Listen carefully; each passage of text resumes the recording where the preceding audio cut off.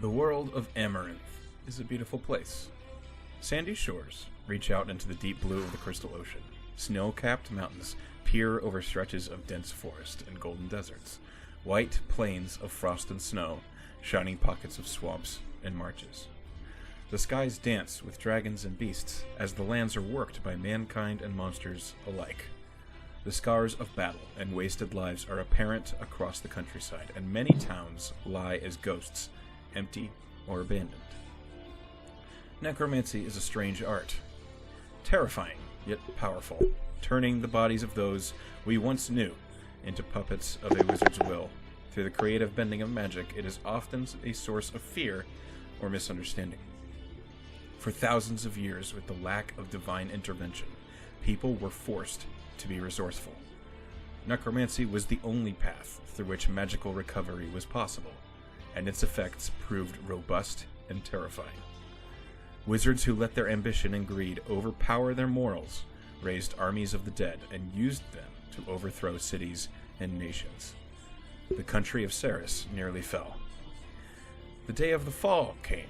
The landscape was wiped clean of the dead, skeletons and wights instantly burned in holy fire as the commanding power of the Raven Queen washed across the land. The necromancers fled, many of them cleansed of power, and for the first time in centuries, the night was silent. The gods retook their place. The mornings were greeted with holy magic. Mankind looked to the skies again with new hope, as the gods they had read about and heard stories of their whole lives were answering them, and answering each of them loud and clear. A new wave of paladin orders and temples and all of the divine's names sprouts across the world, and the time-forgotten practice of divine healing was remembered. A century passed.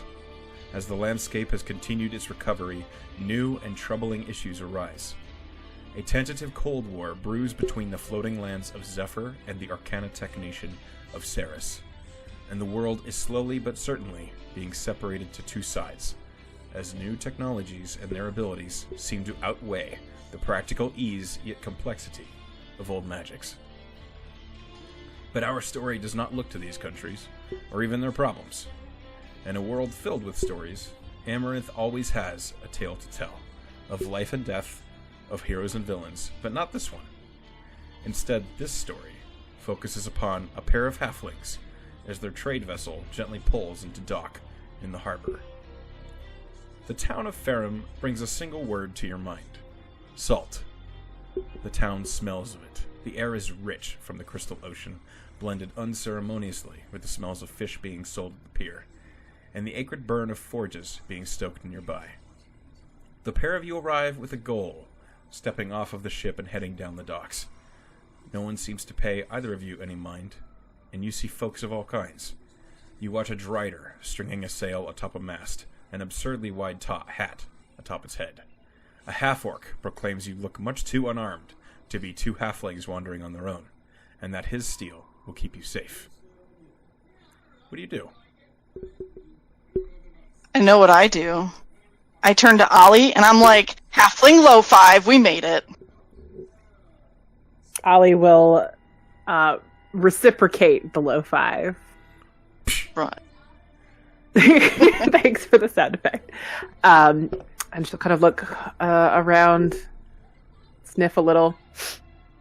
Kind of smells like home, right? A little bit. Isn't our home? It would smell a lot like Trident, yes. Yeah. All right. Okay. You are not unfamiliar with the sense of a pier and a dock. Yes. Well, here we are. Yep. So do we want to go straight there or like see the city first? Kind of want to get the lay of the land if we're going to be staying here. You know? All right. Maybe there's a halfling quarter or something? Yeah. Let's do that. Okay. Roll me perception checks. Doop, doop, doop. Where is my D20 plus?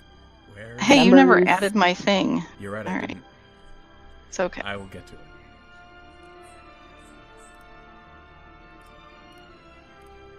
Plus 3. Oh, yeah. I don't see shit. It's okay, I'm paying attention. Maybe I stand on your shoulders. So, That's hilarious. Well, Ollie, you together step we off. make one full person. Yeah.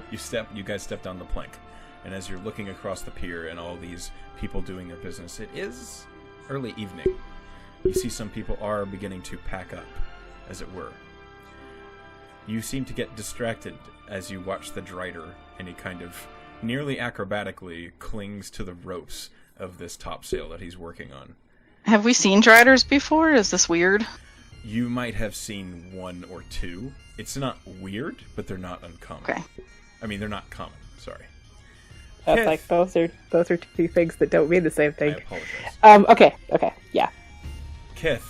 So Ollie's like, He's big. Yeah. So big. Kith, you do manage to look around the city and actually pay attention to what is actually of interest to you. You spy battlements and towers over the houses in front of you. You see lots of businesses stretching out across this main stretch of road. Lots of vendors and blacksmiths and textile salesmen and food vendors are all have their businesses open on this main strip, but a lot of them are beginning to close up shop. Oh, maybe we should ask. I'll try to grab somebody that's closing up Okay. and ask if there's a halfling area of the city. You stop. The first person that is immediately available would be that half-orc blacksmith. Okay. So you ask him, and he just, not in particular, I suppose. Maybe up by the taverns. Okay. that sounds right. And just since I've got you, which way is the Marigard Academy? The towers. You can't miss them. And he points Okay. at the towers you saw earlier. Thanks. Do you Appreciate have a second? Or are you busy? I just killed the forge, so if you need repair work, I can do that tomorrow. Oh no, I just me and my hands. I was just curious. How what's it like living here? Does the academy? How's it like with the locals? Oh, it's all right. We're always pretty safe. Occasionally, the Marigard folk will come by and ask us for assistance on some shenanigan. But the fall festival is every year, and that's coming up pretty soon, so that's always exciting. Love a good party. Oh, well, I'm sure you will. Thanks. Of course. Is there a temple district? There's temples. Is there a temple to Kellamvor? Who?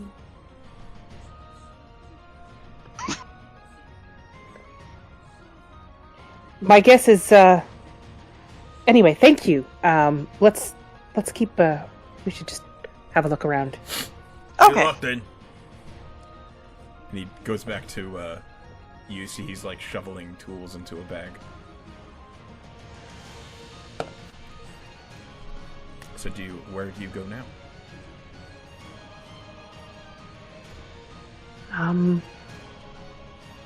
What does the layout look like from here? So Are there a lot of streets, and the, how windy is it? the pier and the dock is, carved to the shape of the shore.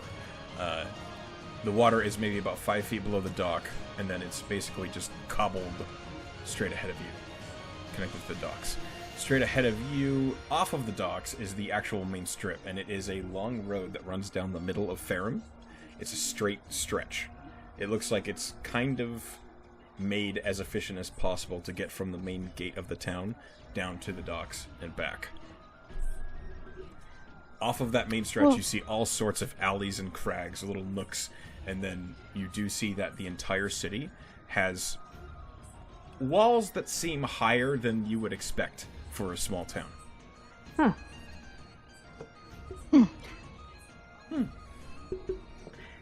Like to explore a little bit. Just basically just trying to get the lay of the land, familiarize myself with the streets. Like I'm used to just sort of knowing my way around in a city and just trying to not complete, like I'm not pulling out a cartographer's kit or anything, but just kind of getting a sense of the place. Roll an investigation check. Oh, great! Can I assist? Unless you want to stand there and watch. Yes.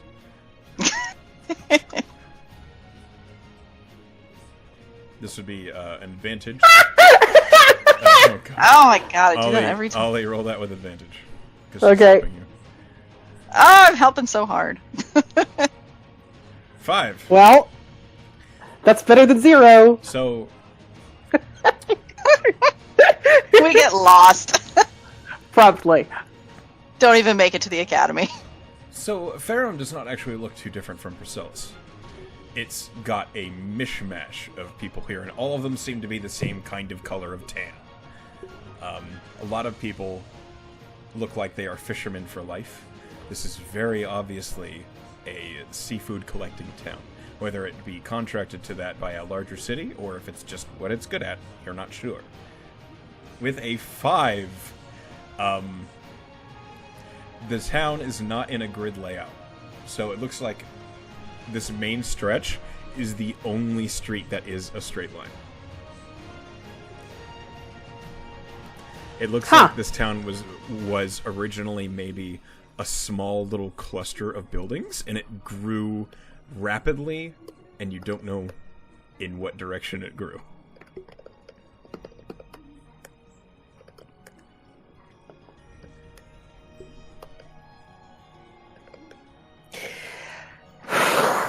Well, this is, I thought it was a lot like home, but it's really not. I don't know, it seems like home to me. There's fish, it smells of the sea, buildings are close together. Could be worse. Which direction were we going? I don't... does my roll count towards that? I mean, you asked him and he pointed toward the towers. You could head straight toward them, which looks like it's straight up the street. Right. Can we still see the towers now that we've been wandering around, or... Oh, you can almost always see them. Unless you're too close to a building that it's literally too tall to see them, you can always catch a glimpse of them. Well, we are very short. It could be a problem. Yeah. All right, so I can see the towers. I'm not worried that we're gonna get totally lost. Okay, but I guess I feel like my exploring isn't getting us anywhere, so we might as well head towards... Maybe we can see what's closer to the towers, since that's probably what we're going to be paying attention to while we're here anyway. Once we get in the tower, we can look out the windows and see the layout of the town. Sure. You can see layouts from higher up. Well, it's taller, So what are you guys doing? We head towards the tower and explore the area around the tower. Okay, as you guys are heading toward the towers... What did you expect with a couple of halflings? I don't know. Broken eggs. As you guys head over toward the towers that is the Merigard Academy, you do come across... You take a back route, because you've been kind of going through the spaghetti that is the Farum's side streets. We're at home here. Much of the streets are cobbled. It seems like the town is pretty well taken care of. One thing you do notice is most of the buildings are stone, the walls are stone, and all of them show signs of, cuts in the stonework, there's been fighting in almost every street. Is that something we see at home, or is this new? You've never seen that in residential areas, but it's here. Can I... Ollie can almost certainly not tell this, but she's going to try anyway. She's going to sort of fingertip at some of the cracks in the stonework and see if she can get a sense of how old the cuts are. Roll a survival check. That would be a safe survival check.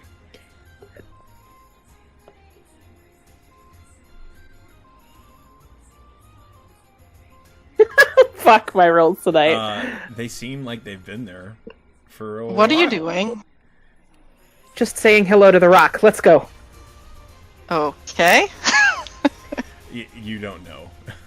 Some of the gashes are really deep cuts. Are you looking for some kind of hidden signs or something? Trying to track down the local? I was just there's all these cuts, the slashes in the stonework. There's been fighting, and I was just trying to get a sense of how recent the wars were that came to this place, but I can't tell. Let me try. Roll. I mean, It's 3. It's a rock. 18.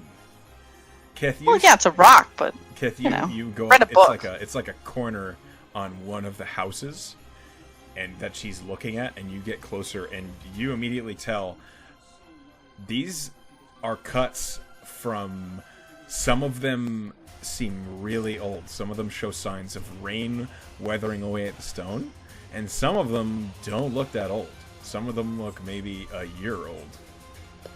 Well, I mean, this one here is really like worn and it's rounded. You can see that it's been there a long time, but like, look at this one. It's like really sharp and fresh. With an 18. I think this is limestone, and limestone's pretty crumbly, but With an 18, you would know that some of these cuts are from sword slashes or axe strikes, and some of them are from bone. from bone? Yeah. Okay. It's kind of and a this rounded here, cut even on the inside. like, obviously this was a sword. You can see that, right? Looks like a rock. She's not wrong. I'd say some of these happened within the last year or so. Huh. I wonder if they get attacked a lot. Was that in the brochure? You did not receive a foldable pamphlet. Iriakis didn't give me anything to read, but he knows I'm not great at that, so... Let's keep going. Yeah, alright. People live here. Obviously, it's not that bad. As you approach the... Well, the Maybe they do blacksmith guy said that they're pretty safe, so maybe the mercs just take care of everything and everybody hides in their house. Or maybe they do mock battles in the street for the academy. Huh? Doesn't really make sense that they destroy their own buildings, but maybe. Sure, there's a good, reasonable explanation. Sure. Interesting, though. Sorry, Yeah. DM, we were... That's okay. Yeah. You can speculate Make 'em work about for it. the small town is all you want. As you guys approach the Marigard Academy, you're approaching from a side angle. You don't go straight up to the gatehouse. And only a block away, you do come across what looks like a large tavern. On the front of it, it is called the Merry Guard. Oh, I like that. Yeah. Clever. I like it. The Merry Guard. We should go drink there. It must be the it's got to be the pub for the... I mean, it's got to be. It's gotta be. Yeah. Should we check it out first? We're still outsiders, though. We just be tourists going into the local that's bar. a good point. That'd be super awkward if we came in later. Yeah, and like what if we were like super drunk? Would we meet people? Like, Oh yeah, that'd be bad. we gotta Stay on let's task. do it. But I'm really glad to know that there's a local boozer with a sense of humor. Yes. Okay, so you've found a bar. We found the pub. You did. Okay. Your in-depth scrutiny has discovered signs The of battle halflings. damage and a bar. The halflings have found the pub. We're feeling better. We know where the Yeah, bar we is. feel better. Closest bar. I was really looking forward to that big reveal on session 1. The name of the tavern is this cheesy joke, and you just came across it. That's ruined okay. it. Did you see what I named the tavern that's by our house back home? Half pint. It's adorable. We love it. Okay. Okay. Yep. Great. Came up with that all on my own. I'm It was very great. proud of you. Thank you. Thank you. I hate puns, but there you go. Okay. Do you? Because I don't believe you. Yeah. I'm trying to broaden my, myself. Sure. Okay. All right, let's go. Let's go see if what time we sign in and what we do. That way at least we know what we're supposed to be doing. And then worst case we're too late in the day, we'll go to the tavern, right? Yeah. Right. Let's, yeah. Yeah. And maybe we could get a little peek around and, get an idea how For things sure. are done. Definitely. Okay. I'm excited. So, you guys head up to... let's see. Gate. You're heading up to the gatehouse. The gatehouse is open. As you step in, you see that the Merigard Academy is everything you heard it was. A stout greystone keep is sentineled by spires. Arrow-slit windows and protected battlements remark of a history in the structures. The main keep itself appears only 2 or 3 stories in height, though it appears wider than you can tell from here. Trees and archery butts block your view after a ways. To the sides of a stone path ahead, you see the grounds of the academy are well kept. Flat stretches of grass that appear tended to either by careful hands or by hungry horses that you hear chuffing and pacing within a large stable to your right. Short fences and paddocks weave between high trees and boulders throughout the grounds to your left, some of which show signs of wear or irresponsible practice. Banners of the Merigard hang from high spires, and they flap lazily in the breeze, the evening sun dancing across the crimson fabric. The spires bastion the keep at all corners, and they reach high above the walls, with large windows, some of which you can see flashes of light and bursts of smoke emerging from. Your ears fill with a symphony of effort. The sounds of clashing blades and shouted commands echo from the training yards. Resounding thunder and staccato thumps accompany smoke that rises from within the keep, and you witness lights drop from skies and places that you can't see. The air is much fresher here inside the gatehouse, and both of you are nearly startled out by a voice. Do my eyes deceive me, or do I spot a pair of new recruits? Only fresh meat looks so glazed over. Ollie will react by, immediately defensive stance, flipping around, looking around, what the...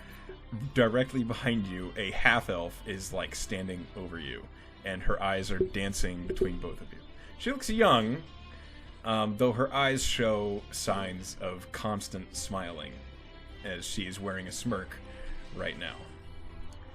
Well, I'm the Academy's humble minstrel, and you can call me Tally. And she gives a small curtsy, perhaps with mock dramaticism. Hi, Tally. I'm Kithmia. Nice to meet you. A pleasure. Ollie. I can see which one of you the fighter is, then. We rhyme. Yes, we do. Good on you for catching that. I missed it. What a shame. Who am I to be a minstrel? I am not a minstrel. Are you sure? You look like you could play the part. I could try. You want to? And she has a lute over her back, and she starts unshouldering. Try it. Ollie looks dubious. Do it. Give it a Do shake. it. Give it a shake. All right. I will try to play the lute. Having never tried to play the lute before. So, are you proficient in performance? I am not. Doubt that. My proficiencies are disguise kit, painter supplies, and thieves tool. Would you say you've ever played a lute before? Negative. All right, roll a performance check with disadvantage. All right, look at my. You got this. Okay. Roll.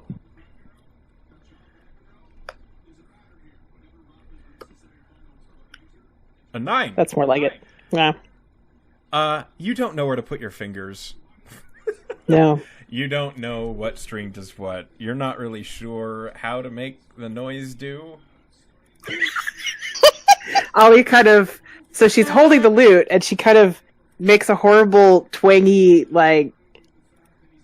springing sound, Tally, and then kind of, and quickly hands the lute back. Tally, when you first start, she's got a very wide smile, a toothy grin on, and then and she's well, maybe not.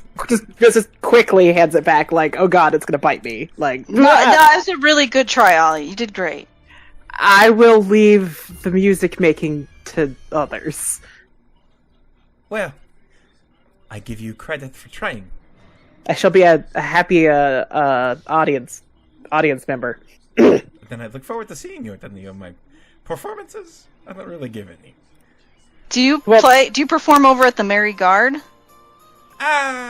If I'm drunk enough. Ah. Anyway, she, turns and begins to walk past you. I would talk more, but I'm afraid I have things to do. But I wish you both the best of luck. Oh, You where do could we go? tell We're recruits somehow. She's, already to the door. And when you say that, she, turns around and just kind of waves at you. To come to her. And then she steps Oh, up. bollocks. All right. Quickly follow. Right. Now we're a couple of halflings running across the courtyard. Right. Little padding bare feet. Okay. She's long gone by the time you get to the door. When you enter the keep, you are greeted with noise and banners. This entry hall is well lit, and you see a number of candles lit along the walls to the sides. Artwork of individuals of all races, each bearing all manner of equipment and expressions in their own portraits, stare at you expectantly. Ooh. The sounds of conversation fill the entry hall in front of you, and you do see Tally going into a hallway to the left, and Persh, who's craning his neck back toward her. I'm sorry, you don't know who Persh is. The dwarf at the front desk, craning his head back to look toward her. I should really pay attention to my own continuities. It takes a moment. You see he returns to a quill and parchment, though he does glance up at you and he says, greetings, and welcome to the Marigard Academy. How can I help you two? Hello. We're new blood? Oh, she did mention. I didn't think you'd be in quite so quick. Well, here we are. All Hi. right. Well, what you're going to want to do, I need you to both sign here. And he pushes a ledger across the desk toward you. And he says, and then make sure your tuition is ready. You're going to proceed into that selection room there. And he's pointing over your shoulder to a door to your left. Does the ledger say anything, or is it just a There's login There's book? a list of names on it. What are the previous names? The other players. Well, I would like to try and make note of who they are, so I know who Go the other ahead. newest What- people are. What languages do you speak? I speak Halfling, Elven, Gnomish, and Common. Okay. You see the name at the top. You see the name in a very fancy Elven script. It says Frika Atukan. Then after that, in similarly fancy but not Elven script, is Fortunata. And then Remember, hers was bigger than the previous one. it was, yes. And then I don't know the rest. following that are all very clearly written. Some of them fancier than others. Jorvander, Lusam, Morrigan, Dormir, and then blank spaces. At the very top of the page, you do notice the name Carlton. Carlton. Okay. I don't know what that. All right. It's a name. I'll sign it. Okay. Ollie will write Ollie in big block letters. It is not really a signature, Sure. but it is her name. I'll double check Ollie's spelling. Ollie. Okay. As you're done... I mean, it's worth checking. She's not too great No, with I'm looking out for my friend. Sure. Persh doesn't see... The dwarf does not seem to say anything. As he takes the ledger back, he says, all right, best of luck. Are we gonna get to be roommates? Because we're friends, and it'd be cool if we could be roommates. No. Oh. Bummer. Perhaps I like if your you beads. pass your trial. Thank you. All right, let's onward and upward. All right, let's go. You guys go to the selection room he pointed to? Yep. Definitely. When you enter, you are greeted by another, a slender human man who's reading a book. This one would have slipped your notice, but you hear him speak to you as soon as he steps in. He's clean-shaven, with alert eyes that, while he might be smiling, they're not. Two at once, I see. All right. By all means, take a look at the table and choose by which means you would like to be trained. If you have any questions, I'd be happy to answer them. I am Maxwell. Do Hi. people call you Max? No, Okay.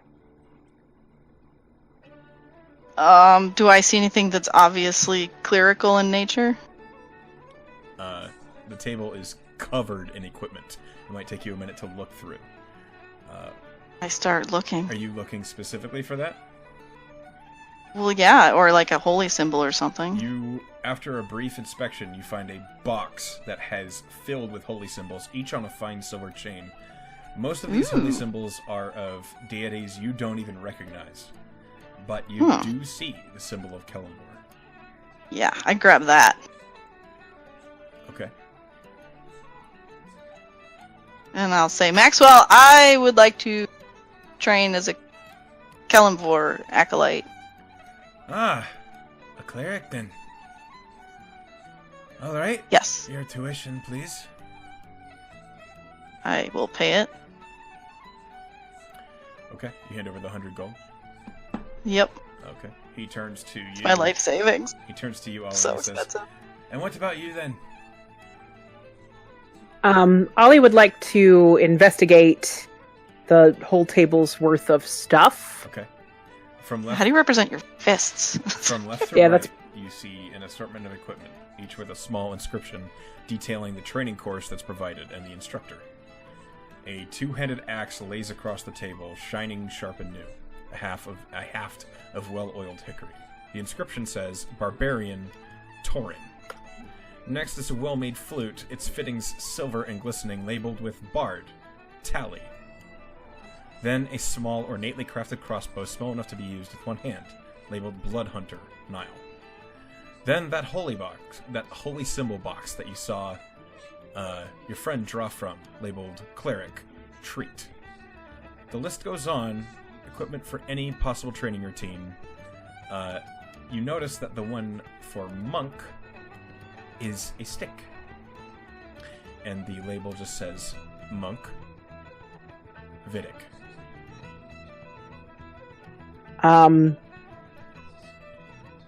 Ollie will look up at Maxwell and ask, "What the hell is a blood hunter?" Is somebody who drinks fiendish blood so that they can track down monsters or those they've decided don't need to live anymore. Ugh, Gross. It's not pleasant. that's really gross.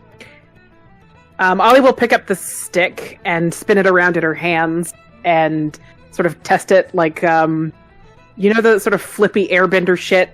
Sure. Yeah, Yeah, that's what she's doing, just like flipping the stick around. katas. Yeah, It's a yeah. little but, too long for you, but you're able Yeah, to yeah. just fine. Then hold it up over her head. This is for me. Alright. That's 100 gold, please. No refunds, right? You could bring that up with your trainer if you'd like. No, it was just a joke. I know how it works. I'm sorry, I had my sense of humor removed with a knife. Must have been Wow. painful. No, that was a joke too. You see, I'm just not funny. I'm gonna like it here. Here's the money. Just hand over. He takes it and he Um, pulls up. And it is not all in gold. It is like a lot of it is in like bundled silver and like copper, and it's very, very clear Okay. that it has been saved up over a period of time from a lot of Okay. workaday random shit. So because of that, Maxwell, he like takes the pouch from you and he bounces it in his hand to weigh it. And then his eyebrows go up and he like opens it and looks in. And he goes, of course. That is perfectly Should- acceptable. Should all be there. I trust you. If not, we'll take it out of your hide. What? Be very No, expensive. kidding. I'm not Hi. funny. You know, I try. Oh, jeez. It never goes over well. They always think I'm just going to kill them. Which, I might, but that's not the point of the joke. Right. Anyway, the cleric's closer, so I just need you both to sign this here. And he pulls another ledger off of the desk that he's sitting next to, and he hands it to you both. What is this one? Just another list of names? It is. It is a little. The same names are on it, but the list itself is a little smaller. Okay. I'll sign it again. Okay. Ollie's going to do the same thing. Block letters. Ollie. Thank you. All right. So, fellow. What are last names? She does not put them on things. They're not necessary. Apparently. There's too many letters. All right. So, follow me. Okay. He pushes out of the door. Are we both? Yes, come on. Okay. Come on, Ollie. Ollie will start using her stick as a walking stick because it's way too big, and just follow. Sure. It looks like it is a perfectly hewn ash stick. Yeah, just probably sized for a human. It is indeed sized for a human. What was the holy symbol made of? Silver. Cool. I'll polish it with my sleeve while we walk. It is in pristine condition. It looks like it was made just to be put in that box. Maxwell leads you guys down the left hall past the dwarf at the counter. He kind of looks up and he sees you're holding the stick and he says, "Oh, I wouldn't have guessed that." I'm unpredictable. That much is for certain. Good luck then. Thanks. You might need it. I bet. You guys follow Maxwell, and he stops at a door that's just inside the hall.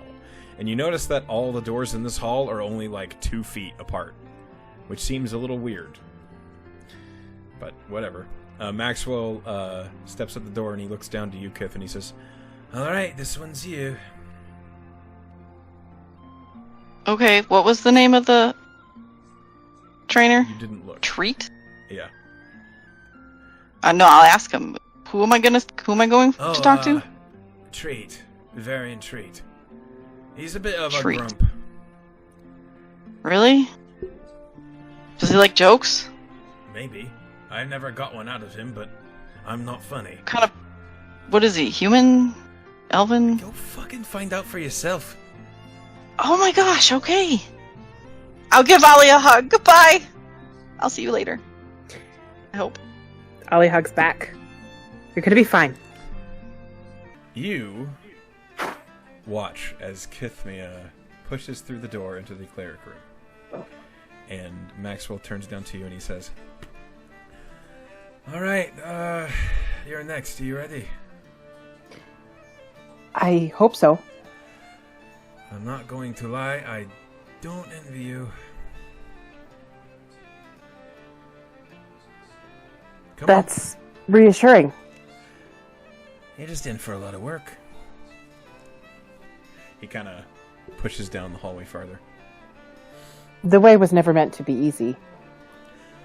Oh god, you sound like him already. I have a little training. Alright, well, then you'll fit right in. And he stops at it's the last door in the hall. And he stands in front of it and he says, "This is you. I'll be here when you're done. I'll show you where your quarters are." Thank you. You've been very helpful, even if you aren't funny. Thank you for the comment. I'll remember that. He kind of pushes the door open. Ollie crosses the threshold. You see a large square room with wooden walls. A high window on the back wall illuminates the room and light seems to dance. And then you realize that the center of the room is a clear blue pool of water. It is still, and it doesn't appear very deep, but you do see a man of fairly old age sitting atop the water to the right of the room, eyes closed in meditation. The room appears to be spiderwebbed by ropes tethered 10 feet above the pool, crossing each other in hundreds of ways, all of them pulled taut. The faint sound of effort reaches your ears, and you notice a pair of young women in the back of the room are sparring. Sparring, and just as you begin to watch, the woman closer to you jumps into an acrobatic spin, appearing to be showing off, before her foot lashes out at the other woman in a vicious kick. Her opponent seems to gently lift the foot as it would connect, ducking beneath it, and spinning herself onto the ground, her own foot sweeping across the wooden floorboards. As the first woman comes down from her jump, her toes connect with the floor, only to be knocked aside by the sweeping kick, and she stumbles backwards, falling into the water with a violent splash. "Again!" the man says, though the waves rippling across the surface gently lift him up and down. The man has ashy white hair, and he's wearing a loose gray robe. He hasn't noticed you yet. Ollie approaches the pool, sets the ash staff down, kneels in front of it, and puts her hands together in a her sort of fingers curled around each other in a little pose, and just kneels there for a moment and waits. Okay. As you approach the pool, the first woman who fell into the pool glances up at you and then immediately disregards you and squares off against her opponent again. You take your pose and you begin to concentrate. And it's only maybe a few moments, and then you hear, "You have come to challenge yourself. Yes? You seek the hardest path, child. It is not too late. Would you not rather learn the ways of the world through books and spouts, bend the world to your willpower, or perhaps brandish steel and prove your valor through your martial skill, or even draw upon the gods themselves and let them fuel your wishes?" The only strength that can be trusted is the strength that comes from within. Ah, so you have chosen yourself. To trust yourself as you are your weapon. Yes, sir. Very well. You look up, and his face is sun-kissed and kind, with leather for cheeks and a creased brow. He has warm brown eyes, and it's not hard to feel as at peace as he looks when he's looking at you. "Tell me, what is your name?" I answer to Ollie. He offers you a hand to stand up. He's standing on the water. I'll take it. I don't really need the help to stand up, but it's a kind gesture, and I won't turn it aside. Do you say that? No. Okay. That would be weird. It would be. That's why I wanted to ask, to be sure. Ollie could be weird, but she's not that. Okay. Tell me, Ollie, where are you from? Procellus. Ah, Trident. Oh yes, this place smelled like home. I'm sure it did. A lot of people come here for those reasons alone. So, do you have any goals? Any hopes?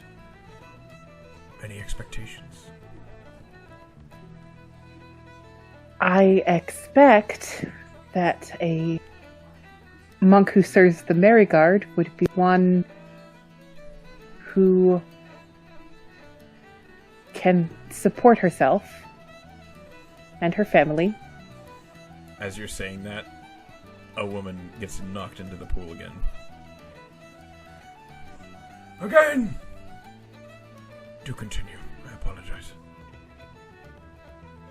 That's really the only expectation that I come with. I expect to work. Then I'm happy happy to say your expectation will be met. My master sent me here with, he said realism. He said I should have realism. Good advice. Who is your master? Iriakis. I know him. I don't know the name of the monastery that he serves, but he helped me. I have heard the name. I don't know him well. I've never met him. But his name has come up. For a while. That Let's see, how old would he be now? I don't know. He seemed as old as a mountain, but You might not be wrong. Very well. You said he's your master. Has he started you Well- on a path? yes, we began. I don't pretend to know much. That is quite all right. Tomorrow, I expect you to return, as it is a little late. I expect you to arrive before the sun is up. Then it will be so. We have a lot of work to do. It is my duty to teach you to use your body as a weapon. It is your duty to use that weapon for the Merigard. I understand. Do you have any problems with this? What? No, I don't think so. Very well, Ollie. I'm going to ask you one other question. Do you have the willpower to finish? This is the most difficult path. This is the path of those who wish to bend the world with effort alone takes.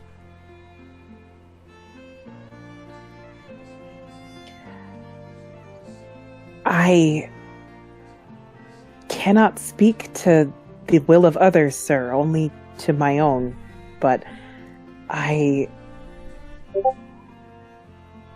think I can do this. You may be right. You may be wrong. Either way, I want you to know, should you choose to back out, there is no harm in it. I will not think any less of you. Thank you. From this moment, I'd like you to consider me a friend. For the next year, a teacher.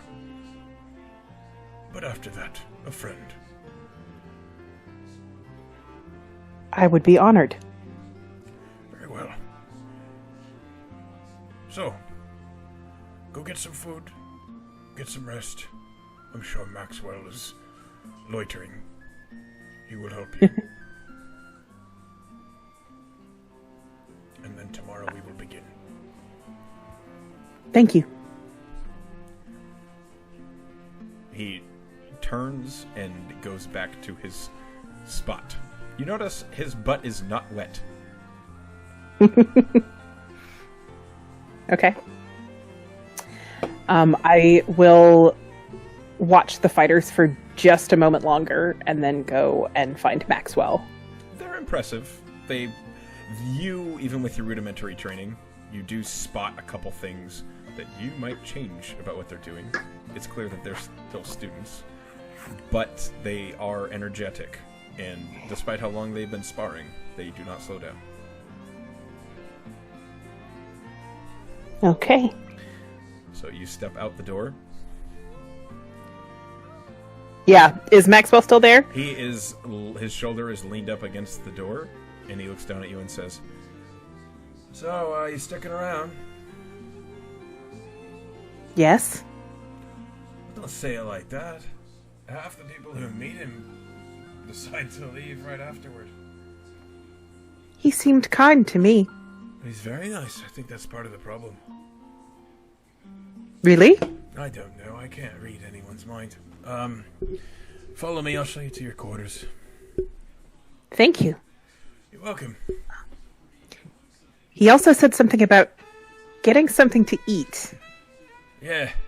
I'll show you to the main hall as well. Thank you. Do you... Never mind. What is it? I was going to ask about the kitchen staff here. What about them?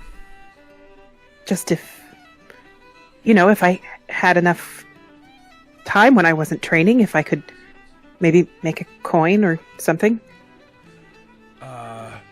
Well... yeah. You'll find out at dinner. All right. You might be better off volunteering over at the Merry Guard or something. That's the tavern right outside. Yeah, I saw the pub. It's a cute name. Yeah, they're always looking for help. You might have better luck asking there. All right. I just don't want to... I'm not used to being without a way to pay my way. You have? You bought a year? I know, but that's just me. Alright. Anyway, here's your quarters. And he, pushes open the door right next to that door. Huh.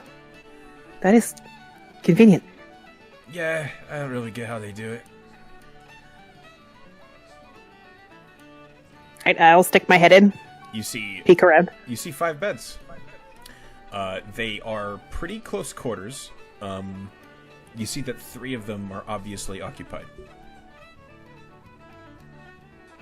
Not All right. by people, but they have people's things on them.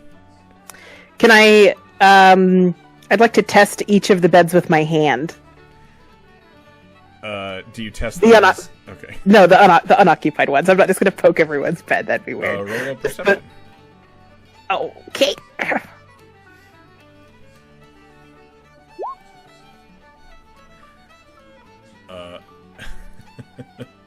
It was a stupid perception check.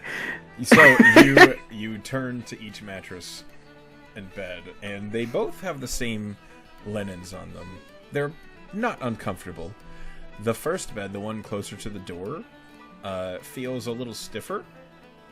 The second bed is much softer, but on the corner of it, you feel there is a bent spring. I'll take the stiffer one. Okay. It's comfortable, it's just a little stiff. I'll hop up onto it, bounce once, and then jump back off. It's remarkably springy. You are almost launched back with as much vigor as you jumped on it with. Good. Yeah. Good. All right, Maxwell looks in and says, "All right, I'll show you where Yeah. it is." Great. He leads you back down the hall. Back. I will leave my my knapsack and my ash staff that is too big for me on the bed, Sure. Okay. in case there's another monk that comes in the next 5 minutes. It's possible. You never know. So Maxwell leads you down the hallway, behind where the dwarf is currently doing more paperwork. And he looks over at you as you're walking by, and he says, "What'd you think?" Oh well, it's going to be interesting. You got that right. I do hope you stick around. I think I will. And he goes back to his paperwork. Maxwell leads you behind him through one of the great archways, and you hear conversation.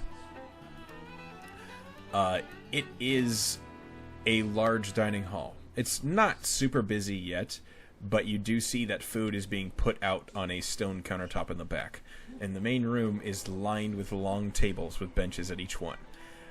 Unfortunately, the benches are at a height where they're kind of the average between a human and a gnome could sit at, so they're not really comfortable for anyone. But they work. You do notice all sorts of art along the walls and a massive banner on the back wall that you just enter, and it is a huge artwork of the fall. Then at a asteroid falling into the crystal ocean in front of the island of Terracona. It is a famous artwork, and it's one that you've seen in other places, though this is the biggest one you've ever seen. Ooh, big. It's not super busy in here. You do see there are a few people at tables. You do hear a Goliath over by the longest table in the back who's uproariously laughing at someone. But he resumes his conversation, and you can't hear what he's saying. Okay. Do I see any other halflings? Not at the moment. I would say it is not busy enough yet. It looks like they're just putting out dinner.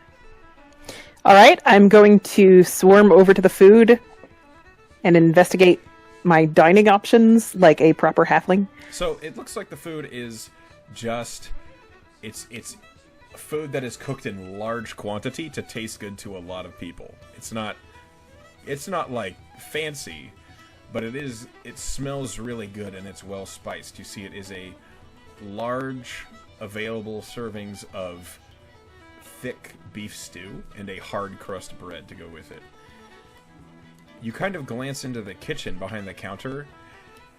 There's no voices coming from inside the kitchen, but you do hear rustling metal, and that's because you see suits of armor walking around in the kitchen, cooking, washing, placing things on the counter. Ollie kind of boggles at the kitchen in just absolute what? Occasionally, one of the suits of armor will turn its helmet to you, but it doesn't ever say or even acknowledge Ollie, and just kind of continues what it's doing. Holy shit. Quite a sight, huh? Might as well have the pots do the cooking. A familiar voice is ringing over your ears. I always thought this was fun. You turn and Tally is like right next to you. Hi. Yeah, I never saw anything like it. First timers always get hung up on that. I've worked in a few kitchens in my time. I've never seen a suit of armor doing a stew. Yeah. Tabernacle was pretty proud of that. He's our resident wizard. Yeah, it would have to be a wizard, wouldn't it? Of course. They never get it wrong, so it's just not very imaginative, if you know what I mean. Sure. But with as many palettes to test, I'd expect simple is best. Yeah. Oh, how about that? I've rhymed again. This must be my influence. I do think I'll blame you. If you must, I'll take it. Ollie is going to scoop up a bowl of stew and some bread, and... It's a hefty bowl. Like, it is a serving designed... It is enough to feed a Goliath. Yeah. And she's gonna look for a spot that's nearby. There are plenty. So she'll just perch and then start going to town on the food like she has not eaten all day. Tally sits across from you. And she says, she's got a bowl of it herself. It is an identical sized bowl. She says, so where are you from then? Oh, roundabout, here and there. We got around a lot. Procellus originally. Ah. You a sailor? Oh no. That's weird. Just someone. Oh, everybody's someone. I can't get a story out of that. Really? No. Our story... our story isn't that exciting. We made a bit however we could, you know. Will you let me make this judge of that? I can make a story out of anything, or at least a song. If you say so. What's to do with your friend? She's... What do you mean? She's my friend. Yeah. Tell me about her. Well, she's very kind, and she helped look out for us when no one else would. So now I look out for her. Just how it goes. Hers told me she went to Traits. Yeah. And you, Vizik. Yeah. I'm not gonna lie, that's a bit of a shock right there, that is. You know, people have been surprised. But It's just tough. the way is hard. You're not wrong about that. I don't know. I suppose going about the hardest way to move a rock is the smart way sometimes. Well, I was never that smart. Don't get me wrong. Those who do follow Vizik and finish are right terrifying to behold. There just isn't many of them. They don't stick to it. Well, a monk I met showed me what it is to be centered inside yourself. And it seemed like the best way to protect is to really know who you are inside and not worry about the outside so much. Right, and then on the outside you're splitting mountains with a stick. Eventually. It's just scary. Although I never actually saw him split a mountain, but I mean, I bet he could. I saw him do some pretty powerful things. Are you going to be like one of those crazy shadow people who can hide in plain sight and throw crazy things all over the place? I don't know. I don't think so. I've never felt very hidey. Well, I do hope your training goes well. And she's like, in between like sentences, she's like swallowed massive amounts of stew, and you glance up to realize it's gone. Yeah, you can really put that stuff away. Eh, large family. It was really always just us. Well, not anymore. You might consider this your family now. At least part of it. Big family. That's the hope. That's what the guy upstairs keeps saying. Who's the guy upstairs? You know, I haven't met him. They say it's a goblin. Really? Yeah. Some crazy one.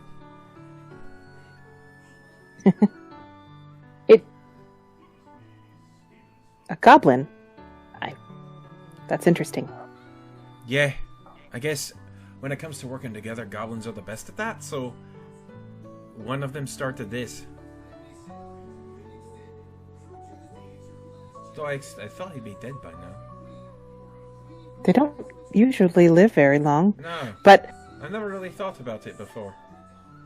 then again, I mean, there's magic armor making stew in the kitchen, so I mean, anything is possible. That's a good point. Oh, do you think it's a goblin lich? I I don't want to think I about thought- that. thought liches were bad. They are. That's scary. I don't... Okay. I have things to do. And she, like, downs a mug of whatever she was drinking. You didn't get a chance to look. It smells a bit like ale. And she kind of taps the table and says, honestly, I wish you the best of luck, Ollie. I'll be seeing you around, that's for certain. We'll have to get a drink. Thanks, Tally. You've been very kind. Hey. Got to be nice to the new guys, eh? Fresh meat spoils if you leave it alone. she stands up and brings her bowl back over to the counter. And then she kind of... She doesn't, like, pat you on the head like a dog, but she ruffles your hair a bit. And then she's gone before you really have a chance to say anything else. Ollie kind of twists around and looks at the rest of the dining hall and, like, gobbles the rest of her stew. It's salty. It tastes good. Nom nom. Yeah. It goes down well after hardtack and fish. Yeah. Ocean voyaging, not the gustatory experience of a happy halfling. No. Perhaps the cook on the trading vessel tried to get creative sometimes, and it wasn't pleasant. So, this one. Oh, hello. Oh, hello? Sorry. The bowling ball has arrived. Oh. Hi, Yodel. Nope. Oh, hi, Lamb. Chi. Oh, hi, Chi. 3 strikes in the mouth. Okay. Yeah. So, you finish your dinner. Do you go back to your room? If I'm going to have to get up before dawn, I think that going to bed early is a good idea. Yeah, probably. The dining hall is beginning to fill, though kind of slowly. You expect it's probably like 7, which means that people are probably having late days here. Yeah. You head back down the hall to your quarters, and when you get in, one of the women who was sparring is face down on her bed, still in her robe, and she is unconscious.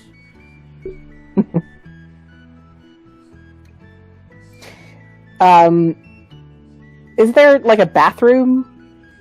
Yeah, there's an attached like water closet that it has a large basin and functioning water supply and stuff like that. You can get cleaned up. Ollie will make sure she's super clean before she goes to bed. Okay. You are sparkling clean and brimming after maybe spending 15 or 20 minutes cleaning yourself up. And, Just scouring herself. Yeah. When you Because she's not going to want to have to do it in the morning when it's 4 o'clock. Yeah. When you head back out, you find that your trunk is open, and there are halfling-sized robes in the Marigard's colors of crimson and silver. Yay!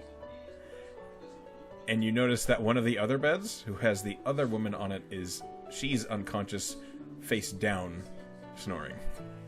All right, I have something to look forward to. And I'll hop into bed. Okay. Roll me a wisdom save as you try to go to sleep.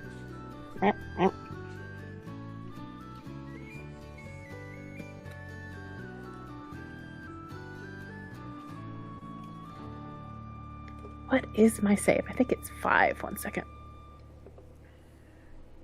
No, it is 3. I am not proficient in wisdom saves yet, but I do have advantage against being frightened. That's super useful. Okay. It sure is. A 13. You're excited. This is the first time you've ever come to a place where it was kind of taken care of, but still all on you. It's tense, and you feel you're having a hard time settling your mind. You do manage to fall asleep, but it is not the most restful of sleeps. You are stirred awake by one of the women who's sparring. Get up! It's your first day. Oh, shit. You don't want to be late.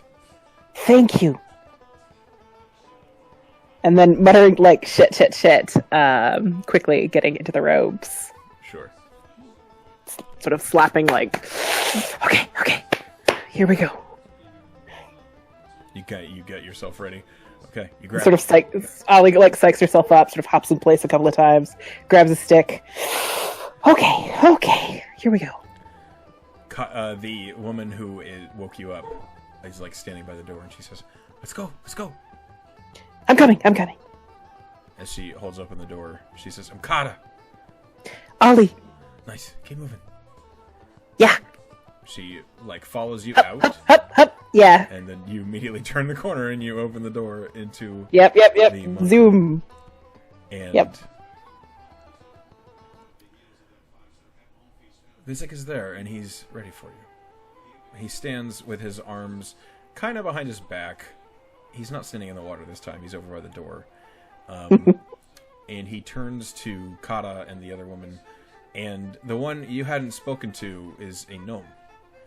You never saw him, actually, but he's here now, and he's waiting, and he says, "Well, you're not late. You're not early, but you're not late. That'll do.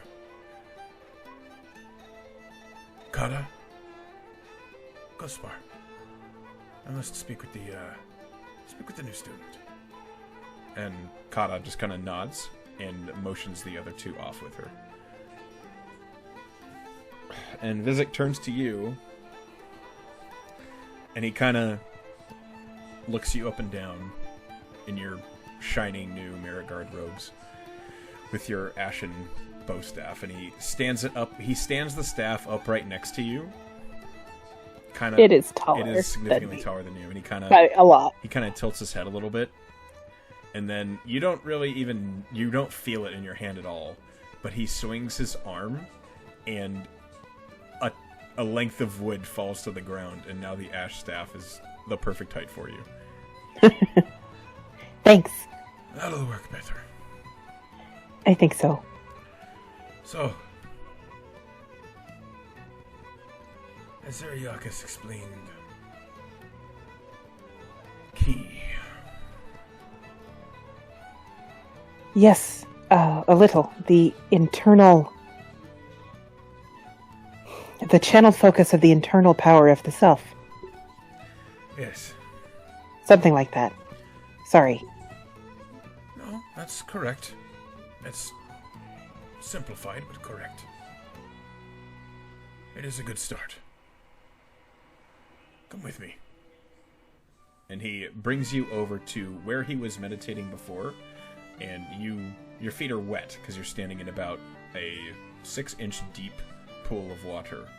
He is as well. He's not standing on top of the water this time. And he stands in front of you and he says, "Using your staff, I'd like you to hit me." Ollie doesn't hesitate. She swings the staff. Roll an attack. You are proficient with a bow staff, I believe. I am.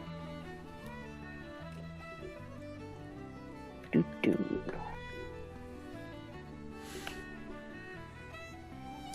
A 15 to hit. Yep.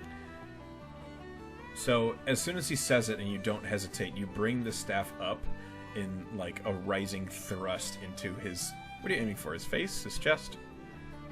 Yeah, chest, sternum. Yeah, okay. You aim center mass, and he kind of raises his left arm and palm slaps it away with very little effort, and he says, "That was good.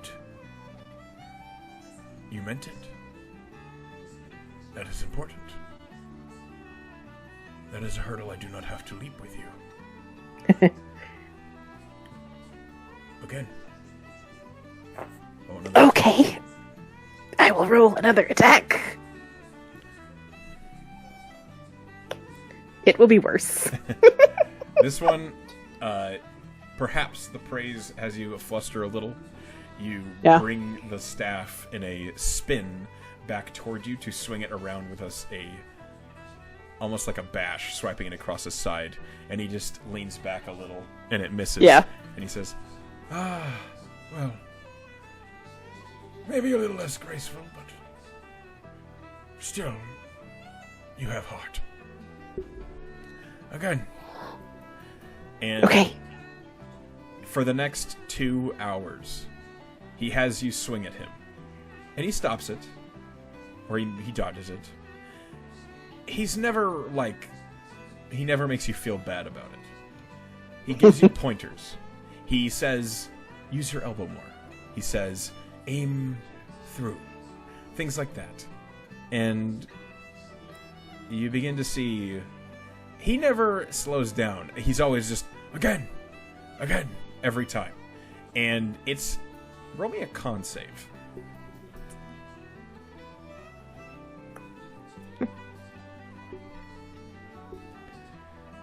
Oh, shit. 8. Yeah, not so good. After about an hour of consistent, again, every few seconds, and you're going full force. Anytime you tried to go a little softer, he reprimanded you. Anytime you didn't aim to actually strike him, he could tell. And sometimes you were swatted upside the side of the head. Sometimes he just said, like you mean it. Things like that. And it was with a tone and a voice that was not to be disobeyed.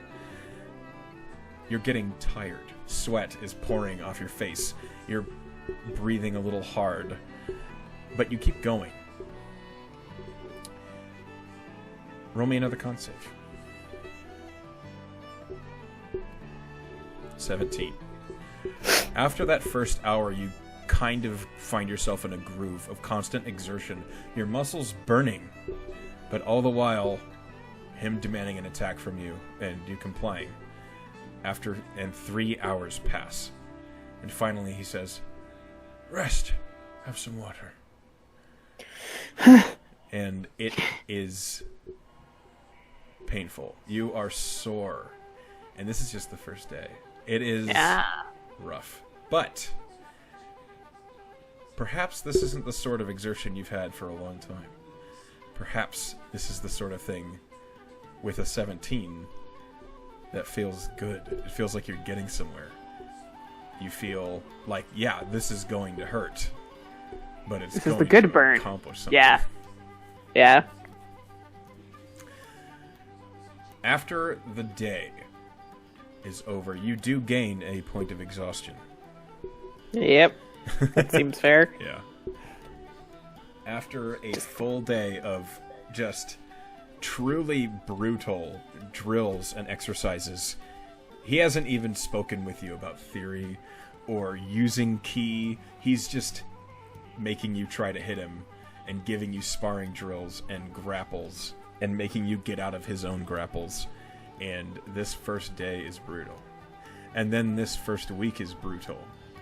And then this first month is brutal. Every day he pushes you harder and harder, making you do things you didn't think you could do at the point where you are so exhausted and your muscles ache so much. But it doesn't matter. He keeps pushing you and demanding more. I'd like you to roll me another con save. Okay. This one with advantage. Ooh. Because of that 17. Only an 18. We'll keep that 18. Over that month, you harden. You get used to it. By the ends of the days, yeah, you're sweating. You're breathing hard. But the tearing soreness in your muscles is gone. Now it's just burn. And it feels maybe not good, but it doesn't feel bad. It feels like something you've gotten used to. And he notices. He notices that you take the effort in stride. And finally, at the end of the month, he sets you aside and he says, well, you have promise. You have officially reached what I consider the point of no return. And so I give you another chance to back out if you must. To choose another path. No. No. I've come so far already. I don't want to turn back. He sets a weathered hand on your shoulder, and he kind of nods and smiles, and he says, I was hoping you would say that. Tomorrow. I might regret it tomorrow morning. You might. But I think this is the right path. I want to try. You have the potential. Let's get to work. The next day is different. He doesn't ask you to hit him. He doesn't fight you. He doesn't spar with you. He doesn't put you through any exercises. Instead, he makes you stand on a pair of ropes for the entire day. 10 feet above the pool. And anytime you begin to slip, he just lets you fall off. He doesn't try to stop you. You fall down into the pool, and you climb back up, and he says, "Again, and stay up there." Roll me an acrobatics check.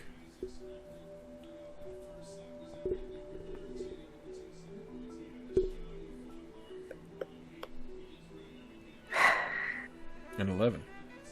Dice. You have a hard time with this. Your center of balance is pretty low, and the ropes move in a way that is kind of hard for you to grasp. But, for the most part, you spend more time on the rope than in the water. Regardless, by the end of the week, he has you running back and forth on the ropes for as long as you can before you fall off. And then he has you climbing from the ropes, hanging in a commando's crawl, dangling from your hands and your legs, moving as quickly as you can. He's timing you. He's throwing things at you. He's trying to get you to fall off. And you do. But you always get back up, and you always try again. At the end of quite a while of this repeated drill, you feel like your muscles remember how to climb a rope better than your mind does. You don't even think about it anymore. And with the failure comes perhaps an expertise you wouldn't have had otherwise. He says, "All right. Tomorrow, we get to work."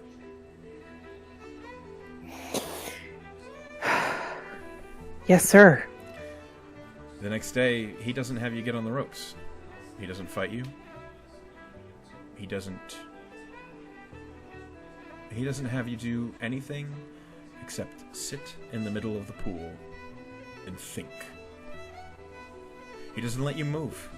If you move, he hits you. Not hard, but he hits you. A swat with a stick to the back of the neck every time you move.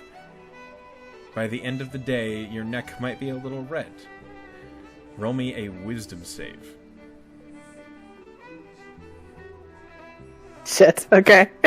You have... My dice are shit. You have a hard time with this. Staying still is hard.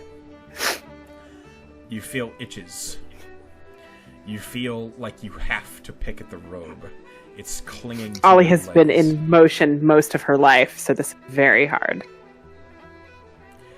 This exercise is taxing. Sometimes, Kata is the one who's watching you, as Vizik is teaching someone else something. Sometimes the gnome, who you learn is Picket. Sometimes he's the one who watches you, but always you feel that damn sting of the stick on your neck every time you twitch, and you do end up twitching. After Over and over. after 2 weeks of the same exercise, Vizik pulls you aside and he says, "Well, we need to try something else. I can do it. You are a little too antsy. I can do it. I know you can. We are going to get you to. I would like you to think about what you're going to do. I would like you to plan. Instead of sitting there and trying to think about not moving, I'd like you to think about what you are going to do when you do move. All right. I want you to concentrate on where you're going to go, what you're going to do, and I want you to plan it out to every detail. All right. Every time you move, I'm going to ask you what you are doing. And if you do not give me a satisfying answer, I will hit you again. All right. Tomorrow morning, we get to work. Yes, sir. The next day comes. Roll me a wisdom save.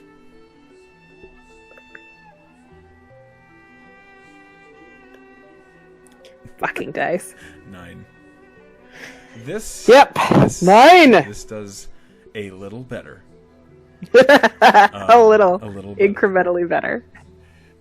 You go for the longest stretch you have so far, focusing on settling yourself, concentrating on what you're going to do, and you move, perhaps out of habit, perhaps you feel a bug somewhere and you itch, or you twitch, or you have to shift because your leg is falling asleep, and every time, what were you doing? Roll me a wisdom check. Pretty sure that's the same. You're not... yeah, Yep. it's just the same. I will one day probably be proficient in wisdom saves, but that day is not today. 17. Fuck me. Every time you move, you give him a real answer. You tell him exactly the details of your plan. To climb the rope, to explore, to seek something out. And every time, he nods and he stays his stick. Well, almost every time. Every once in a while, it's not enough. But most of the time. A week of this, and you begin to grow adept at actually planning out what you're going to do. And being able to think on the spot when challenged if you, perhaps, were not planning on what you were going to do.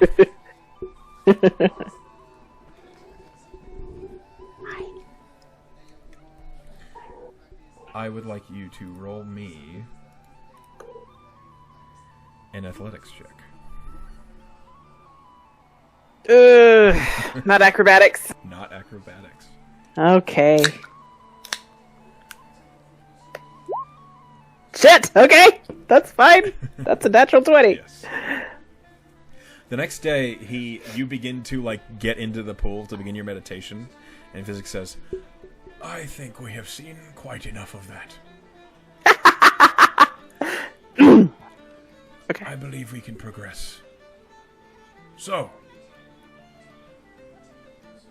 get on the ropes."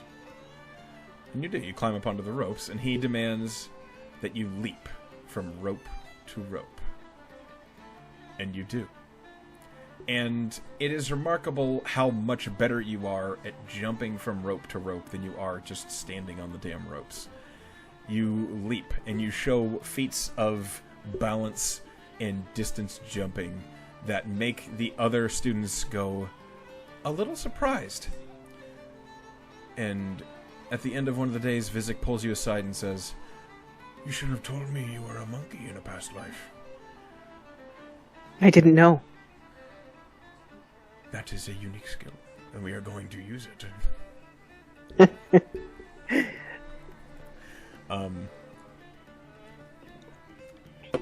As resoundingly effective as your leaps are, at the end of the day, on I think it's maybe your 8th month here of all this training, Vizik says, "Tomorrow is going to be a different exercise." All right. I'm just warning you. Be ready. All right. I will try. Very well. And tomorrow morning we will get to work. Yes, sir. The next day you come in, and Vizik approaches you as you step in, and he hands you a book. This is a book. This is a book. Can you read this book? It's in common. You can read common. I can try. Take your time. All right. Do you try to read the book? I try to read the book. There are places to sit in here. There is a small studying area in the back of the room that you haven't really ever spent any time. So I'll go to the study area. I'll sit crisscross applesauce with the book in my lap, and I will try to read it. Roll an investigation check.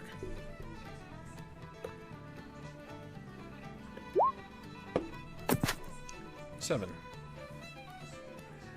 So the book is difficult to swallow. There are a lot of complex ideas, and many of them are not described very well. You do get the gist of the book. You understand that it is explaining how a monk uses their key to affect the world around them.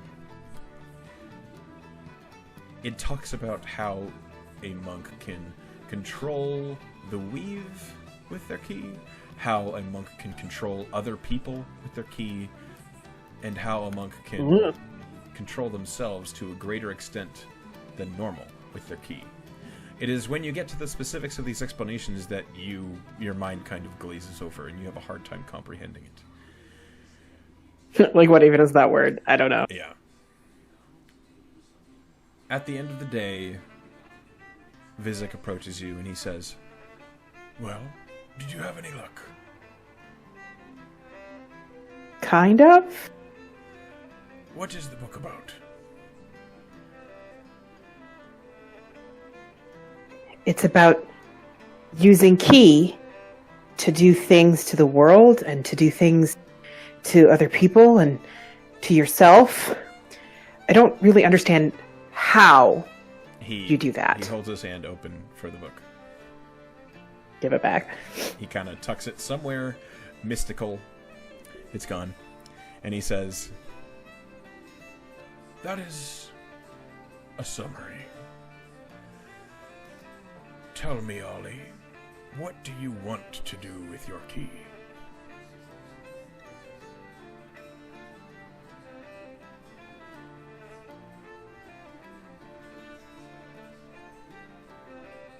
Master myself.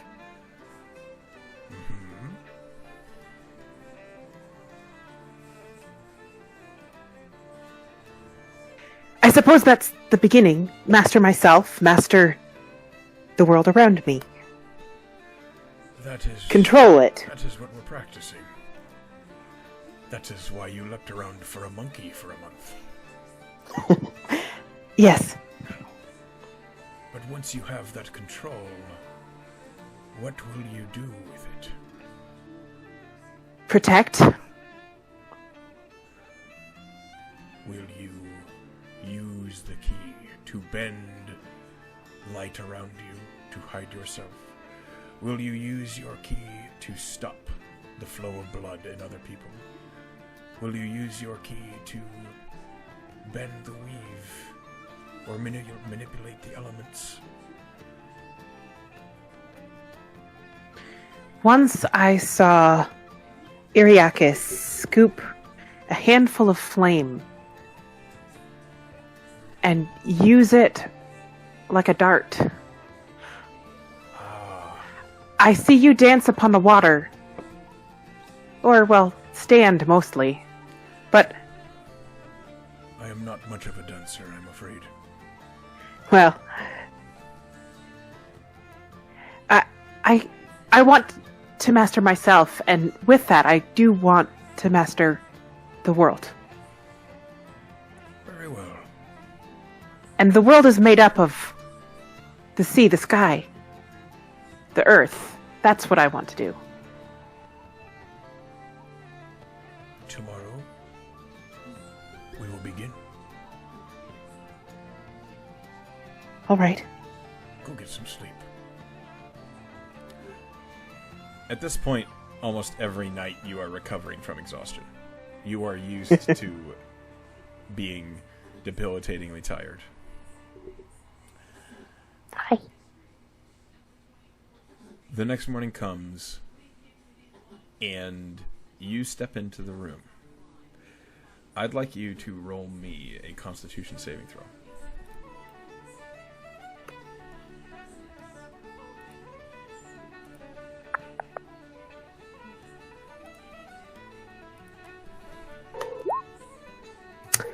That's an 8. An 8. I said that as Vizek. Excuse me. Thanks. Close-ups. Oh, tell Eric I said hi. Joe says hi. Hi, Joe. And you are stunned. Okay, I'm stunned. Sorry. It's okay. The instant you step into the room, Thank you. you feel a stabbing, juddering, sharp shock of pain enter you from the back, and you are unable to move. You can't really talk. You can still see, your eyes are kind of dancing around to see what that was. And Vizik steps out from behind you, and he says, "This is but an example of what Ki does." After a few seconds, you feel your breath returning to normal, and you can speak.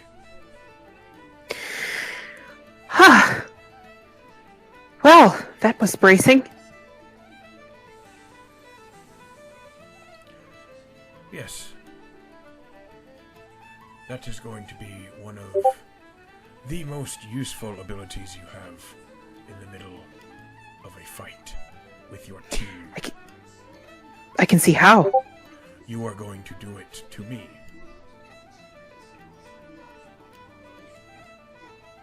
Okay. Roll me a wisdom check.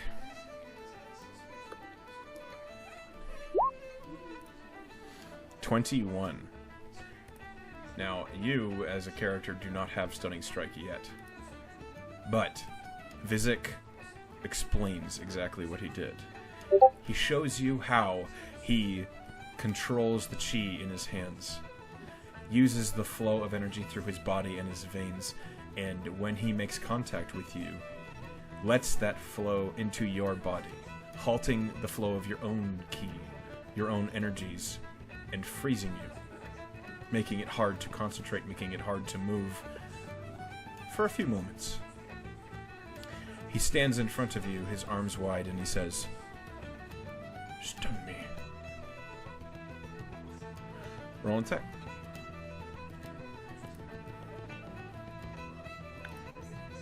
Shit. 9. Yeah, that's nothing. Perhaps That's just perhaps a little half-hearted. He doesn't really try to dodge, but even then, your blow glances off the insanely hard abdomen of Vizik, which you feel through his robe. And he says, "Again." Yeah. 21. There we go. That hits. Roll damage. Okay. Am I using my stick? That's up to you. I think I've been using my stick this whole time, so just 1 second. Oh, hold on. I don't actually know if you can... No, you can. Okay. Yeah, you can stunning strike with the stick. I was making sure. Go ahead. So 1d6 plus 5.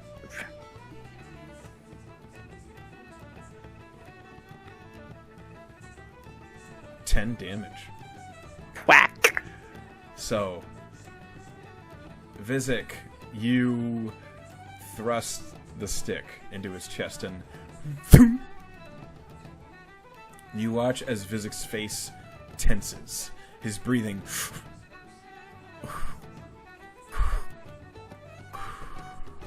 He is stunned. His eyes shut. He kind of rolls his shoulders and he looks down at you and says, "Well, I did not expect you to get it on the first try." Well, the first strike.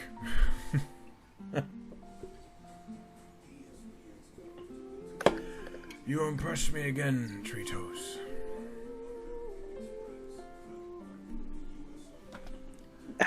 Thank you. All right. Follow me. I would like you to roll me a insight check. Do insight check. Nope. 9. Okay.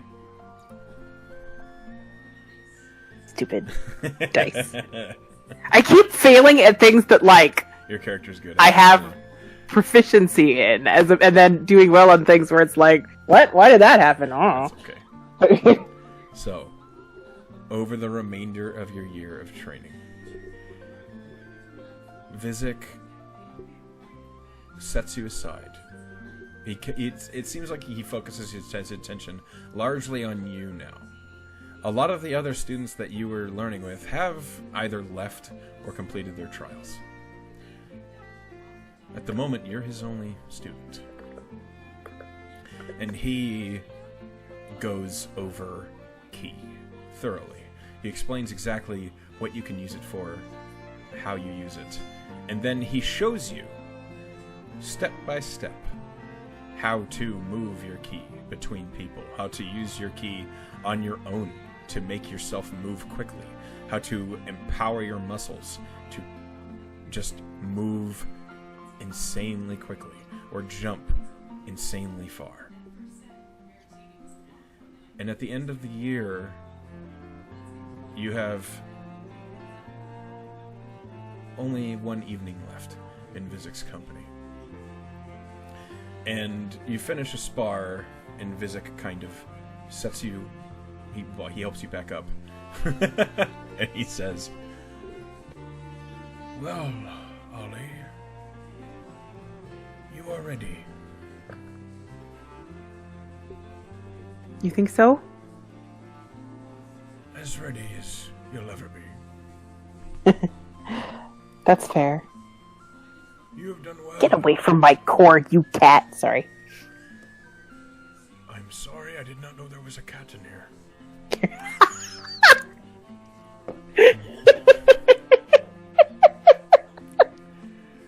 Sorry. Go on.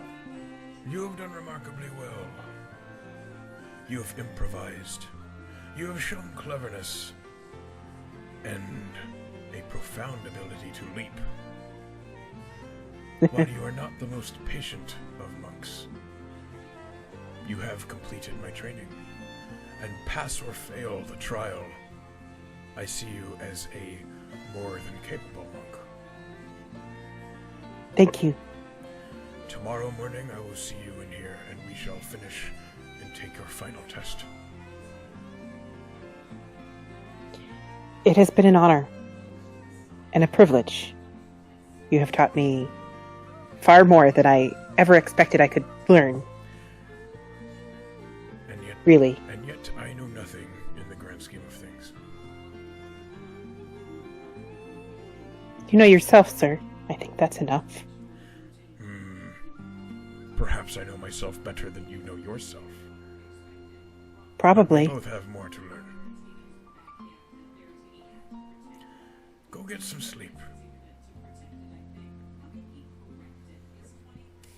All right. Well, do whatever you like. You know yourself well enough for that. And I will see you I think in the so. morning. All right. Good night. Good night.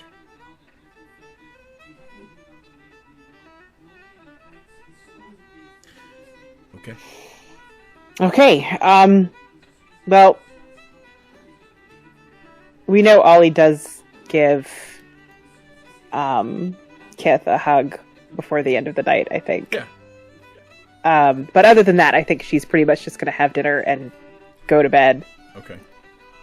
You probably do run into Tally again. Yeah. Tonight is not the night for that drink, though.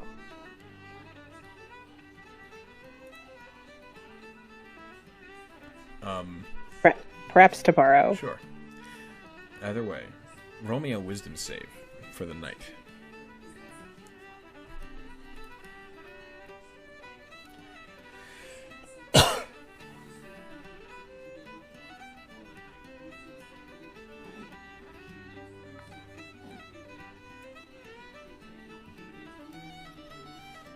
Is the 9 your wisdom save? No, Oh, sorry. I hadn't rolled it yet. I spaced out for a second. 15. You feel pretty good. You've had a long training. It's been a long year. It's been a hard year. You've learned a lot, and you can feel the sum of bruises and the lessons that came with them on your body. And you're excited for the trial. You're excited to be done. You're excited to move on. You know your training's never really, truly finished, but you're excited to be earning. You're excited to be accepted as a contractor now that you know more of what that means. You fall asleep. You awaken on time, as you have every morning for the last year, ever since Kata woke you up that morning.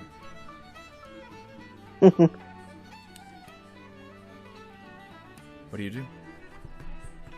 I wash my face and go straight to the chamber. Okay. You get cleaned up. You head in. It's the same as it always is. The only difference is that the pool of water in the middle of the room is instead a wooden floor. And Vizek is nowhere to be seen. I walk over to the wooden floor and poke it with my toe. It feels like solid wood.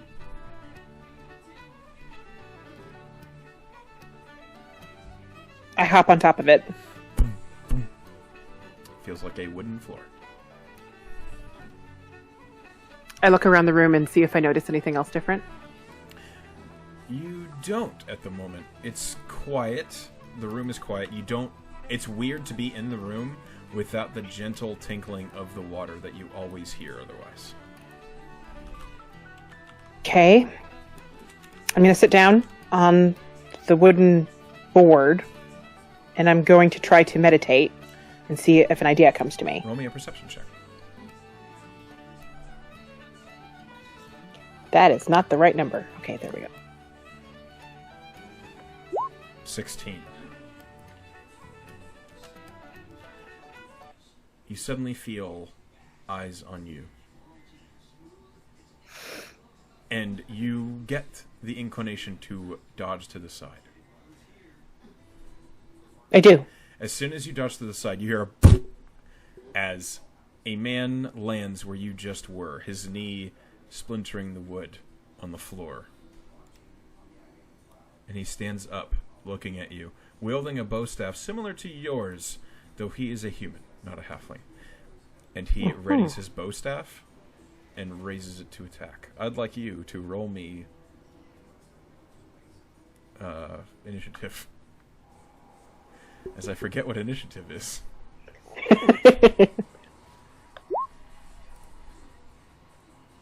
18. Okay. And he rolls...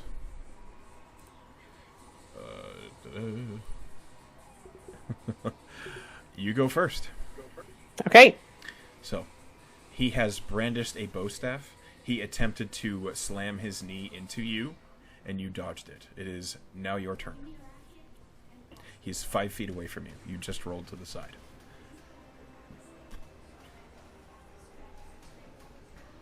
I am going to...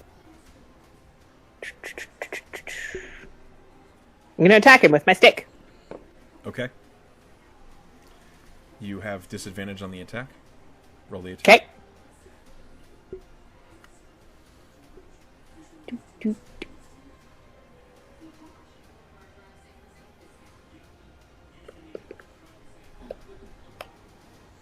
Shit. That's unfortunate. Yep. That does not hit, I'm afraid. Okay. I'm going to... I'm going to use my bonus action to spend a key point to do patient defense. Okay. You immediately, as soon as he lands, he stands up and he holds his bowstaff up in front of him in a defensive posture, and you leap forward, thrusting your bowstaff straight at him, and he manages to knock your bowstaff out of the way, and he brings it around for an attack on you. He's going to swing, also a disadvantage. The first roll's a natural 2, so no. You parry the staff strike easily, and He will... Let's see. Maybe he will. He's going to attempt to flurry of blows. He's going to swing a couple more times at you, all at disadvantage. Okay. Okay, that says And- that does not hit, I think. What's your AC? I just did patient defense, so it is... Patient Numbers. defense invokes disadvantage on attack rolls. It doesn't Oh, okay. use your AC. It just says you can spend one key. It just says to take the dodge action, so I didn't actually know what that meant because I never dodge. Okay, so It makes you so 18 is my armor okay, class. well, that is a 12, so that doesn't hit. Okay, how about this one? Yeah. That's a 14 and a... that's a shame. Yeah, 19 will hit. It's a 14. Oh, It's a 14 and a 24. because of your disadvantage. Sorry, I'm dumb. It's okay. So, Okay. he misses twice. He, 3 swings at you. All with... I'm sorry. 3 swings at you. The first one, he thrusts the bow staff at you, plants it, and then lifts himself off the ground, swinging at you with his feet. The first kick, you duck underneath. The second one, you lift up, almost sending him over onto his back. But he catches himself. It's now your turn. Okay, I'm going to strike. Okay, roll an attack, not at disadvantage. Yeah. Nah. 16? Yeah, 16. That might hit. It shouldn't. It does not hit. Okay. And so I'm going to swing. And when he deflects the strike of my staff, I'm going to smile up at him and I'm going to say, again. He kind of frowns at you, his brow furrowing a little bit, and he just and he's going to attack you again. Yeah. Yeah. I'm not spending my other key point yet, so he doesn't have disadvantage. He does not have disadvantage. I'm not spending my other key point Okay. yet. He natural 20s. I only... Yeah, okay. I only have 2, so Understandable. Understandable. He does swing and he does hit you for a critical hit. Let's Okay. what did that- Oh dear. Okay, you take plus. Okay, you take 8 points of damage. 8. Okay. 8 points of damage. He finally, you say again, and he whirls the stick over his head, and then in a feint from the right, suddenly thrusts it forward in a jab into your abdomen, and you feel just a. It's a hard hit. Okay. All right. My turn. It is now your turn. Okay. I'm gonna attack him. Okay.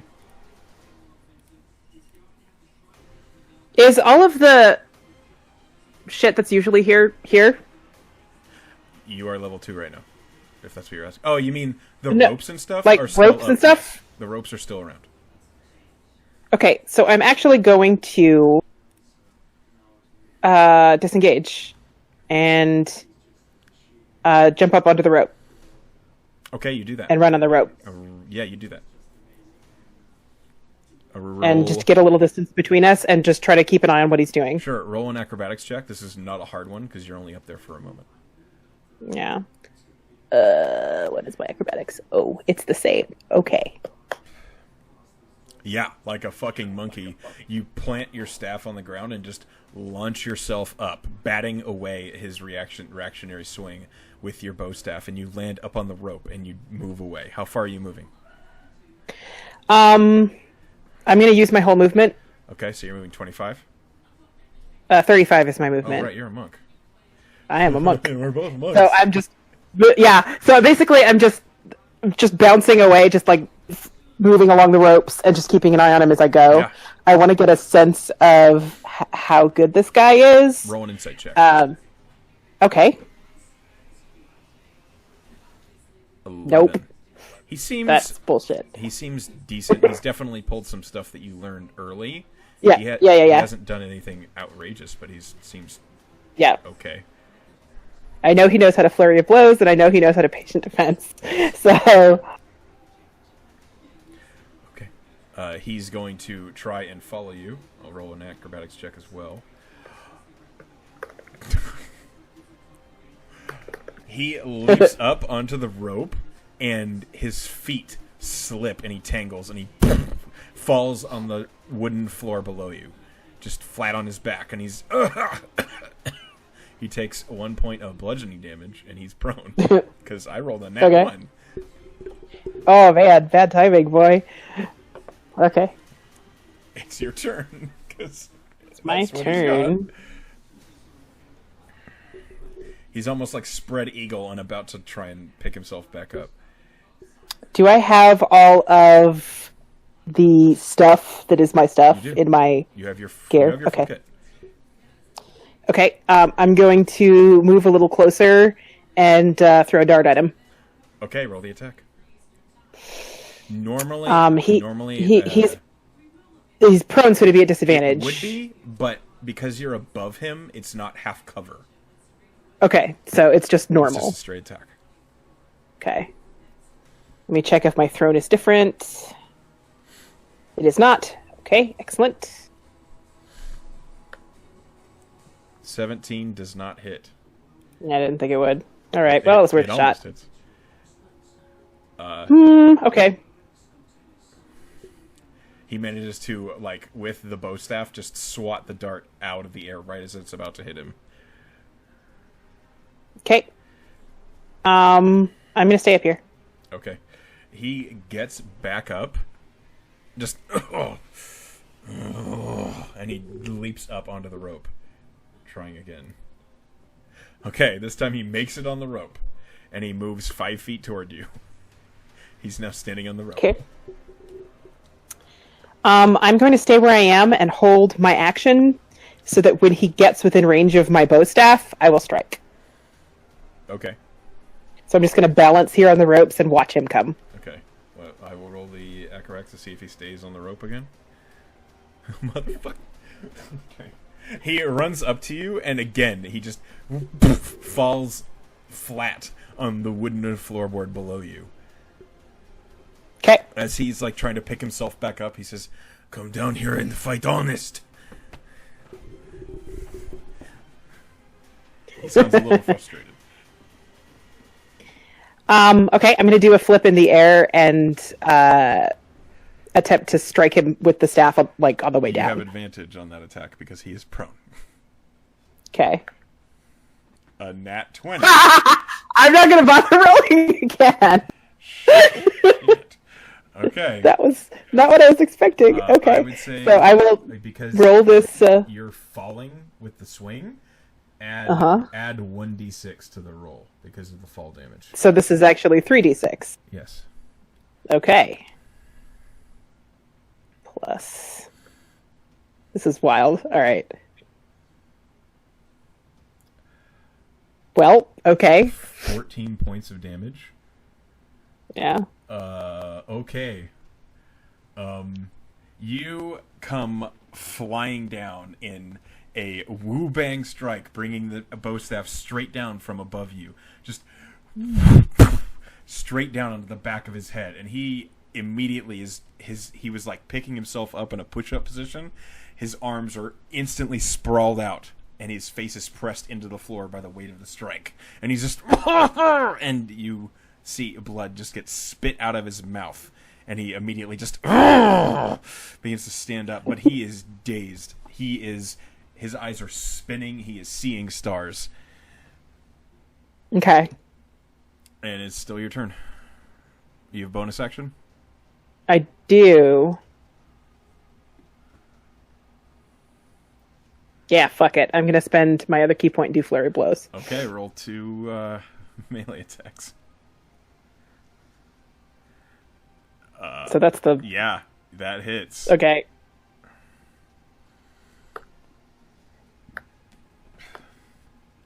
Seven points of damage. Yeah. How do you want to finish this? So I just bashed him in the back of the head. Yeah. And he got up again, right? He's like lifting himself like... back up. He's trying to get up. Okay. He sounds angry and frustrated, but very dizzy.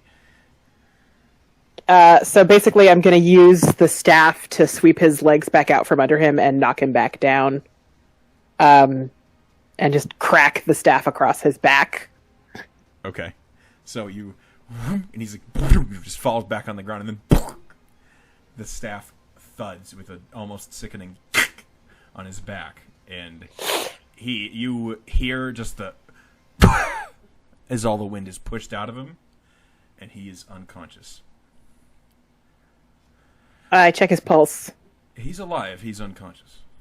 Okay. Having checked his pulse, I will back up a few paces and look around holding my staff in a ready position. Do I see anyone else? Roll a perception check. 22. Yeah, you see him now. Over by the studying section, you see Vizek, who is seated in one of the rocking chairs. And he's just, his arms are like, his fingers are steepled in his lap, and he watched the whole thing. He hasn't said anything yet. Ollie will stand there waiting for about a round. 6 seconds pass, and yeah. He is looking at you. He doesn't say anything. I spin the staff around, and then I bow to Vizek. Vizek kind of nods, and he smiles. And he says, "That was intelligently done." That's not usually a compliment I get, sir. Thank you. I don't know if you saw his disadvantage with his injured leg, but he could not stay on the rope. You took advantage of it. Very well done. I thought to use the world around me. Good thinking. Well, hold on. And he stands up, and he kind of knocks on the door. And the door opens, and in comes, you see... You've seen him around before. He's the cleric trainer. He steps in, he says, "Oh, is it over already?" And Vizek says, "Yes, it was very brief." Treat steps up to the man who is unconscious. He checks his pulse and he says, "I really don't understand you guys." And he casts a spell, and the man who is prone kind of sits up. And he looks over at Vizek. And he says, "I don't know where that halfling came from, but she hits really hard." Ollie bows again. Vizek kind of nods and turns to Treat, and then turns to you and says, "Well done. I am impressed at your resourcefulness and cunning in a moment of tension. You pass." Thank you. Thank you. He holds out a hand, and in it is a healing potion. Yeah, I need that. Treat kind of collects the one that was unconscious a moment ago and lifts him up over his shoulder and says, "Come on, you. We have some patching up to do. I think I felt a bruised rib." Sorry. As he's leaving, your opponent looks over his shoulder at you and says, "Remind me to buy you a drink." I'll get the next round. And the door shuts. And I will definitely take that healing potion. You take it, and he hugs you. I hug back. It's the first real, sign of warmth or emotion you've gotten from him, but he feels happy that you've passed. Yay. He sets you down and he says, "Tomorrow you will receive your assignment." Oh. Wow. I don't know what to say. I hope. Do you know when? I believe they're collecting in the morning. Just meet in the long Will hall we after have- breakfast. Will you have time to take tea with me before I go? Always. Thank you. Anything for a friend. Yes. My door is always open to you, Ollie. Thank you. Physic. You will be my friend and always my teacher. He kind of smiles at you. And he kind of glances over at the window and he says, "That really didn't take long." It was pretty quick. I saw him get a good hit on you and then... that was it. Yeah. He did hit quite hard. Well, I thought I had a size advantage, but... you made that not matter, so well done. Honestly. I don't know if I would have thought of that. Thank you. Stay creative. I'll try. You coming with me for lunch? Of course. Why not? I don't have any other students, so... All maybe right. some will show up after. Who knows? He kind I'd be delighted. of taps his own staff on the floor and then heads out. All right. I will follow. And on that note, you have both Yay. completed your trials. Hooray! Yay! You did it! Yay!